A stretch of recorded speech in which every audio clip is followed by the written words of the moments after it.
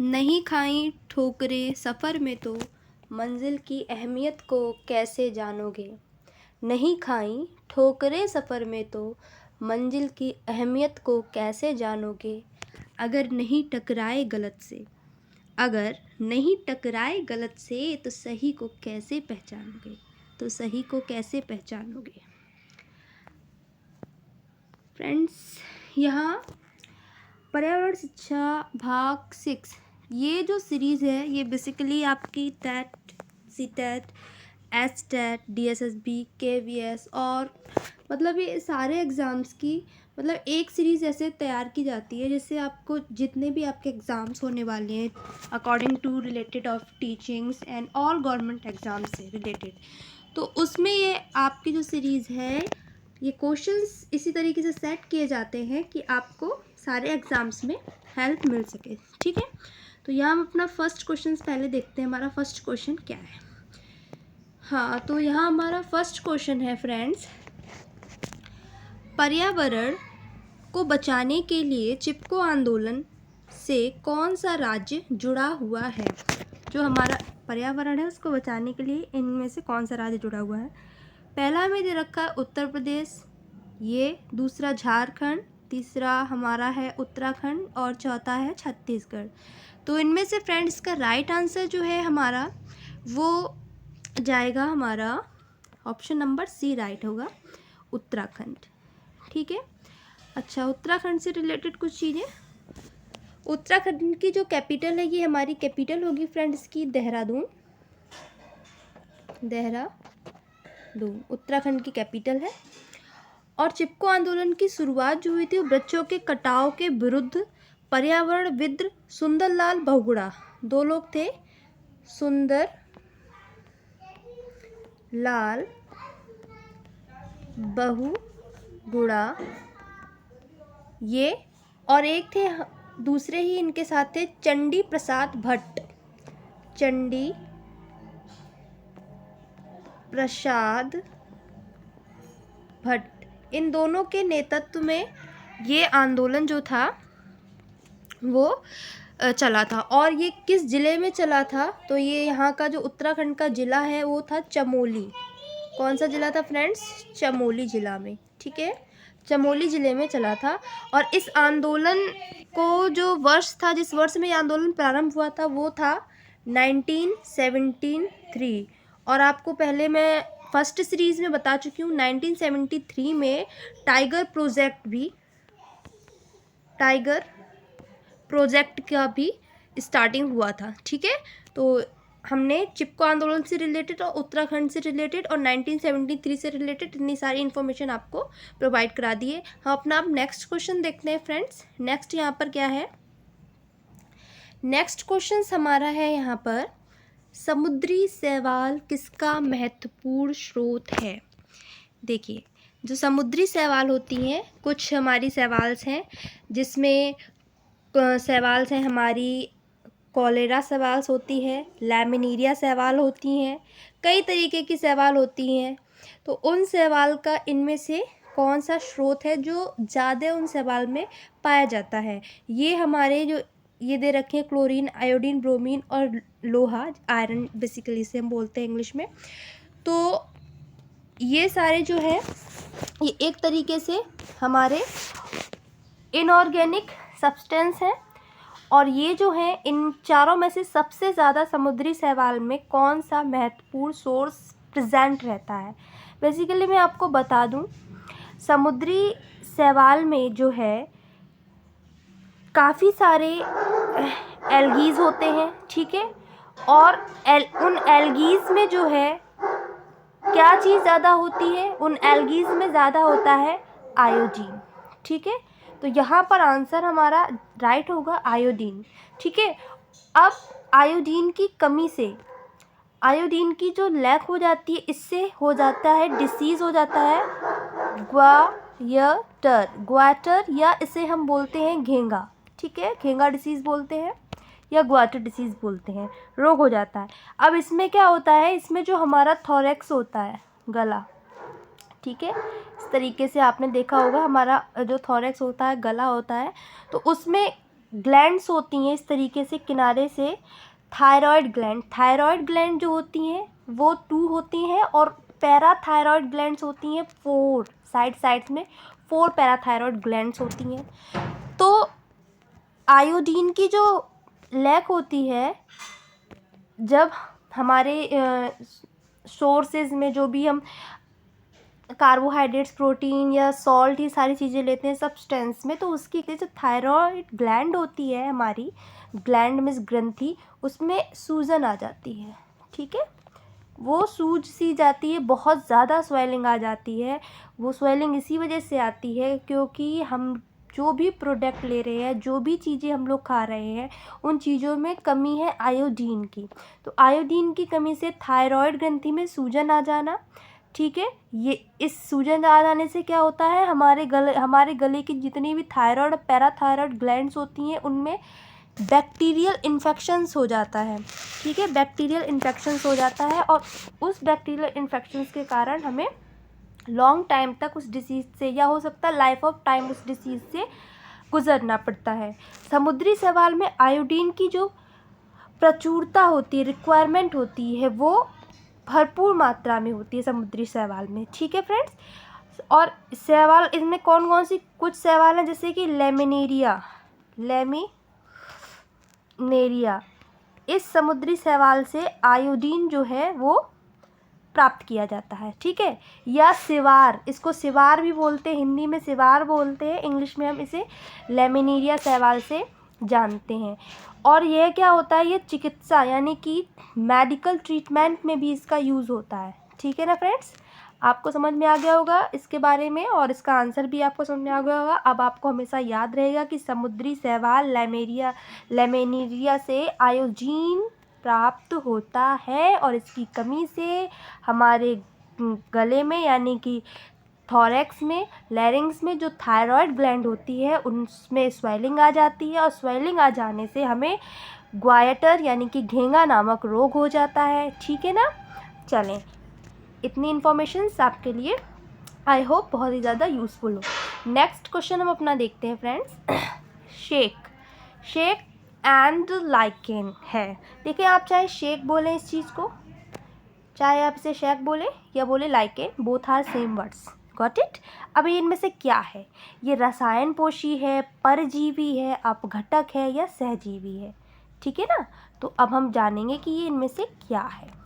तो सबसे पहले मैं बता दूं, सेक ऐसे जंतु पौधे साथ रहकर एक दूसरे को लाभ पहुंचाते हैं, यानी कि हम यहाँ लाइकेन की बात करेंगे फ्रेंड्स।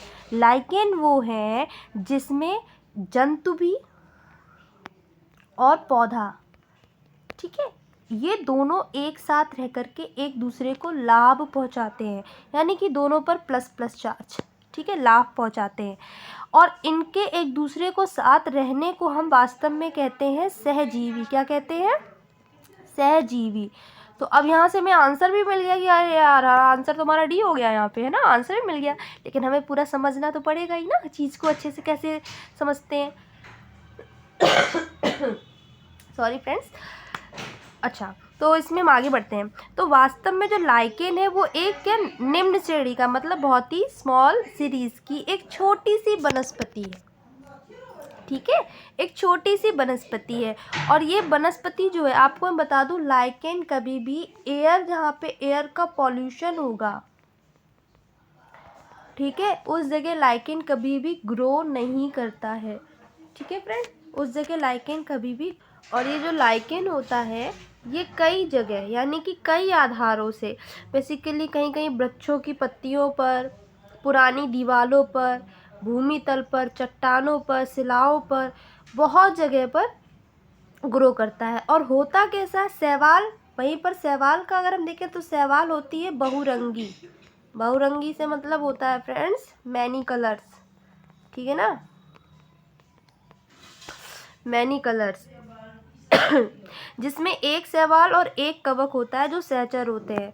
और इस वाले फंक्शंस में होता क्या है, इसमें एक शैवाल होगी, एक कवक होगा, और दोनों साथ रहते हैं, और इनके साथ रहने को हम कहते हैं सहजीवी। ठीक है, और दोनों एक दूसरे को लाभ पहुंचाते हैं। शैवाल क्या करेगी, शैवाल लाइकेन को फूड प्रोवाइड करेगी और फूड और लाइकेन शैवाल क्या करेगी, शैवाल कवक को फूड प्रोवाइड करेगी और कवक क्या करेगा, कवक शैवाल को रहने के लिए प्लेस यानी कि जगह प्रोवाइड करेगी। दोनों एक दूसरे के लिए बेनिफिशियल है, इसीलिए प्लस प्लस चार्ज आ गया, ठीक है। और इनके इस फॉर्मेशन को हम सहजीवी कहते हैं। Got it friends. और नेक्स्ट क्वेश्चन देखते हैं अपना। नेक्स्ट क्वेश्चन हमारा यहाँ पर है CNG का ईंधन के रूप में किसमें इस्तेमाल होता है। CNG का ईंधन के रूप में किसमें इस्तेमाल होता है। तो यहाँ हम सबसे पहले CNG की हम फुल फॉर्म जानेंगे। तो इसका फुल फॉर्म होता है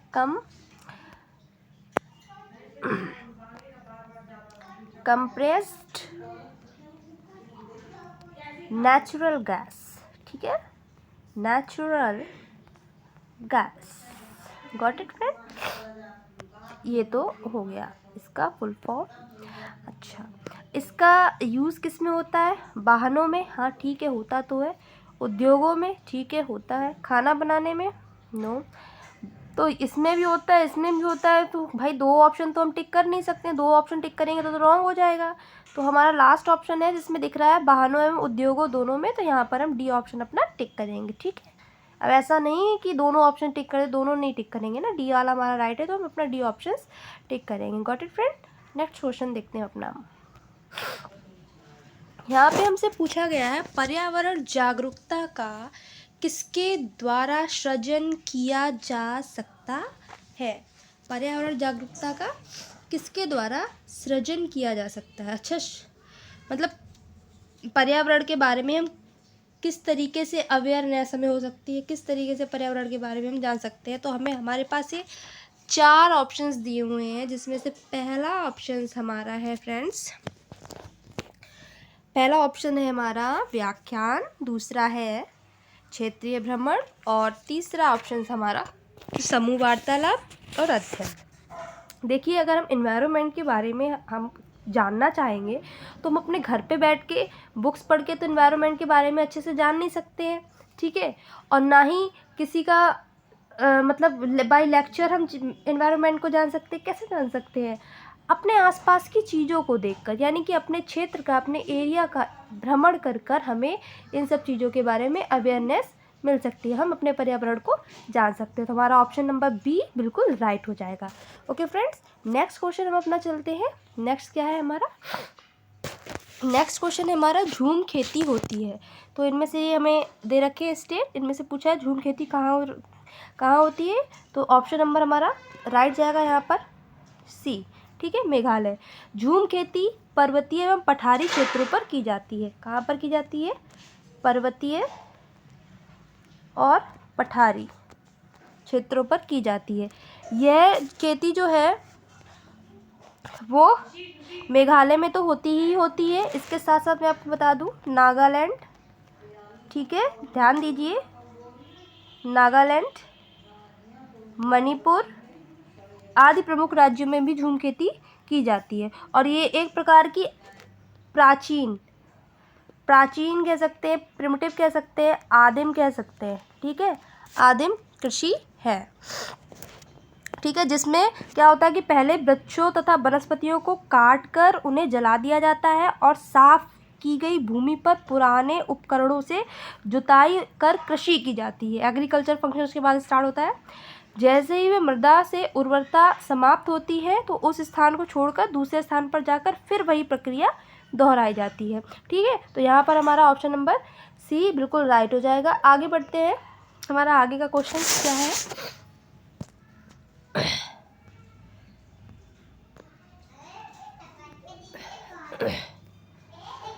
हमारा नेक्स्ट क्वेश्चन है पर्यावरण की परिभाषा क्या है। पर्यावरण हम पढ़ते हैं, पर्यावरण शिक्षा है, पर्यावरण शिक्षा हमारा सब्जेक्ट है, EVS आता भी है, बट व्हाट इज़ पर्यावरण, ठीक है, व्हाट इज़ डेफिनेशन ऑफ पर्यावरण।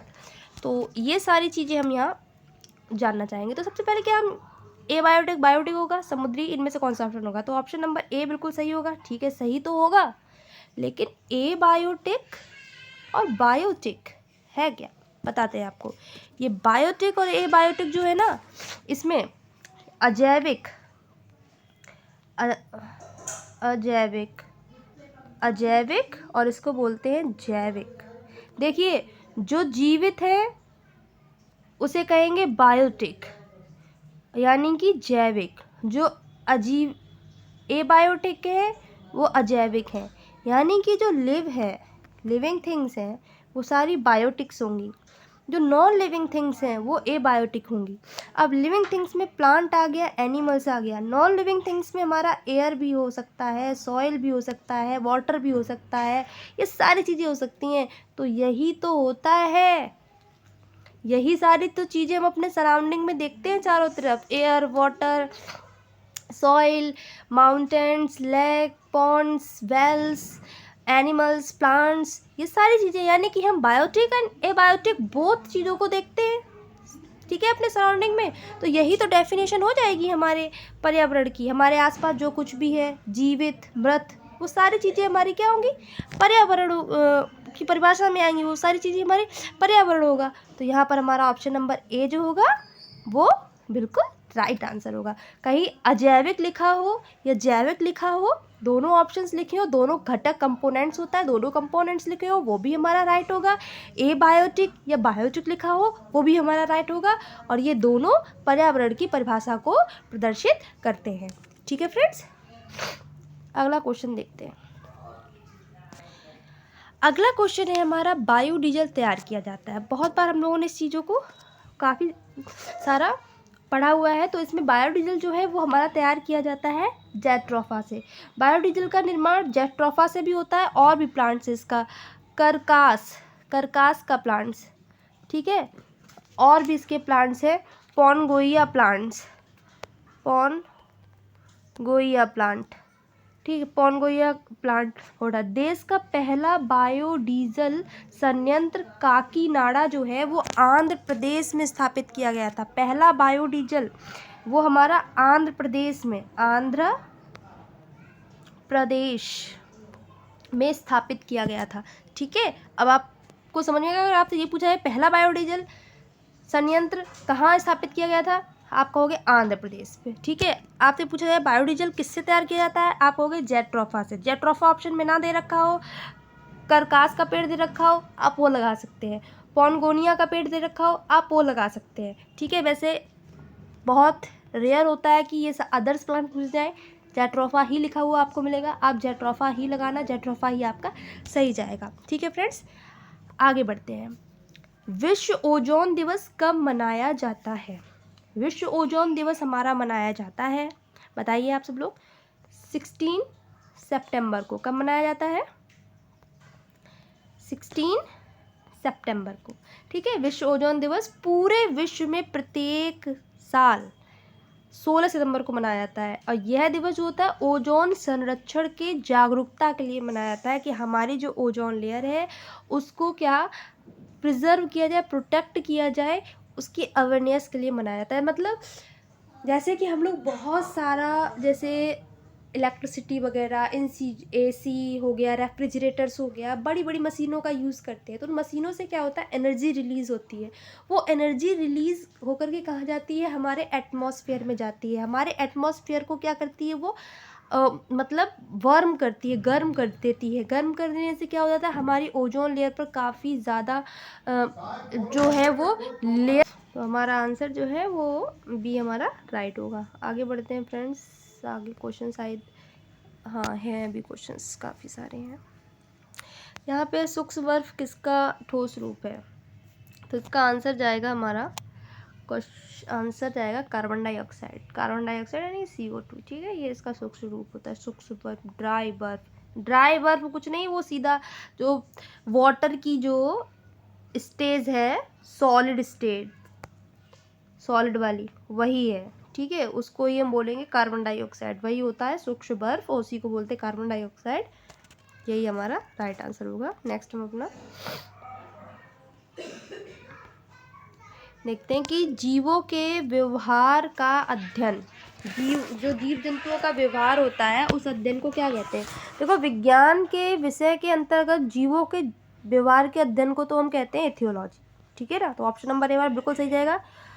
और तंत्रिका के अध्ययन को, तंत्रिका के अध्ययन को हम कहते हैं नियोलॉजी। क्या कहते हैं? नियोलॉजी कहते हैं। क्या कहते हैं हम? नियोलॉजी कहते हैं। तंत्रिका के अध्ययन को नियोलॉजी कहते हैं। और इनसे संबंधित रोगों के अध्ययन को भी हम नियोलॉजी कहते हैं। देखिए, हमें बेसिकली एक क्वेश्चन दिया जाता है पर हम 1 से 2 चीज़ों को सीख लेते हैं, ठीक है, इन चीज़ों को पढ़ लेते हैं। यहाँ पर ए हमारा राइट आंसर हो जाएगा, ठीक है। इसी के साथ मैं आप लोगों से अलविदा कहती हूँ, और चैनल को लाइक करें, सब्सक्राइब करें, वीडियो को ज़्यादा से ज़्यादा आप शेयर करें और अपने दोस्तों तक पहुँचाएं। बहुत ही मेहनत लगती है वीडियो बनाने में, ठीक है। Thank you friends.